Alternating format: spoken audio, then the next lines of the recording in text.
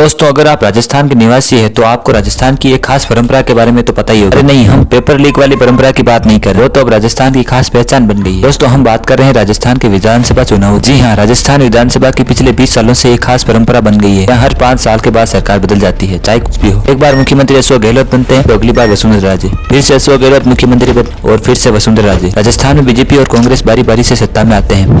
तो क्या इसी परंपरा के हिसाब से राजस्थान 20 साल भी जो चुनाव होने वाले हैं उसमें बीजेपी आने वाली है या फिर जादूगर गहलोत सत्ता की वापसी कर पाएंगे? क्या होगा चुनाव के नतीजे, चलिए जानते हैं। वैसे तो दोस्तों, राजस्थान में कई सालों से दो ही पार्टियां सत्ता पर आसीन होती रहती है, बीजेपी और कांग्रेस। लेकिन पिछले कुछ सालों में राजस्थान में तीसरी पार्टी भी अपनी जबरदस्त उपस्थिति दर्ज करा रही है, जिसका नाम है हनुमान बेनीवाल की राष्ट्रीय लोकतांत्रिक पार्टी यानी कि आरएलपी। आरएलपी इन चुनाव में बीजेपी और कांग्रेस दोनों को भारी नुकसान करवाने वाली है। वैसे तो दोस्तों, राजस्थान में राज्य के गठन के बाद ही कई मुख्यमंत्री यहाँ पर बार बार मुख्यमंत्री बने हैं, जैसे जयनारायण व्यास 2 बार, मोहनलाल सुखाड़िया 4 बार, हरिदेव जोशी 2 बार, भैरव सिंह शेखावत 3 बार सीएम रह चुके थे। 1998 के चुनाव में कांग्रेस की भारी विजय के बाद अशोक गहलोत को पहली बार राजस्थान का मुख्यमंत्री बनाया गया। यहीं से बार बार मुख्यमंत्री बनने का पाया राजस्थान में भरा गया। 5 सालों में अशोक गहलोत कुछ खास तो नहीं कर पाए, नतीजा अगले चुनाव में उन्हें भुगतना पड़ा। में हुए विधानसभा चुनाव में भाजपा की सत्ता वापसी हुई, इनमें केंद्र में कांग्रेस की मनमोहन सरकार थी। 2008 में फिर से चुनाव हुए तो इस बार कांग्रेस ने केस लपक लिया और गहलोत सोनिया गांधी के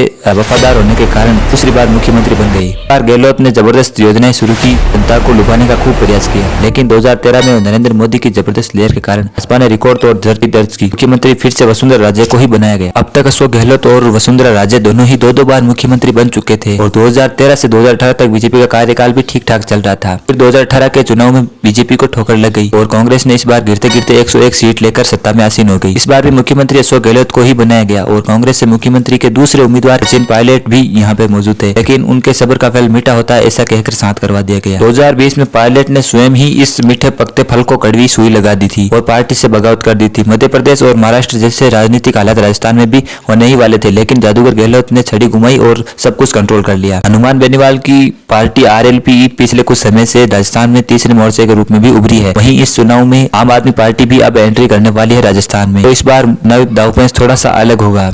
बाकी आपको क्या लगता है, कौन बनेगा मुख्यमंत्री इस बात राजस्थान का, हमें कमेंट करके बताइए। बहुत बहुत धन्यवाद।